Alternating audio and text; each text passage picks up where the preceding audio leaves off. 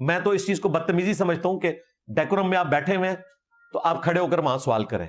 چاہے وہ ہمارا اسٹوڈنٹ کسی جلسے میں کرے یا یہاں پر کوئی کرے، یہ غلط ہے۔ جب ایک آنر والا طریقہ ہے کہ لکھ کر کریں، ہاں اگر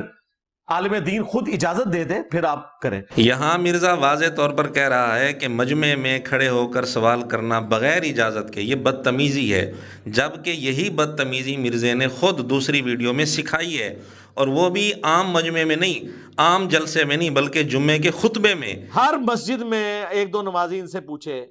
ہر جمعے کے خطبے میں لوگ کھڑے ہو کے پوچھیں، بلکہ آپ میں جو کوئی فائنینشلی سٹرونگ ہے، گاؤں کا چودھری ہے، تھوڑا اثر و رسوخ والا ہے، تو جمعے کے خطبے میں کھڑے ہو۔ یہاں مرزا کہہ رہا ہے کہ جو اثر و رسوخ والا آدمی ہے وہ جمعے کے خطبے میں کھڑے ہو کر سوال کرے، یعنی عام جلسے میں جو کام بدتمیزی ہے، جمعے کے خطبے میں وہ کام کتنی بڑی بدتمیزی ہوگی، اور یہی بدتمیزی مرزا سکھا رہا ہے۔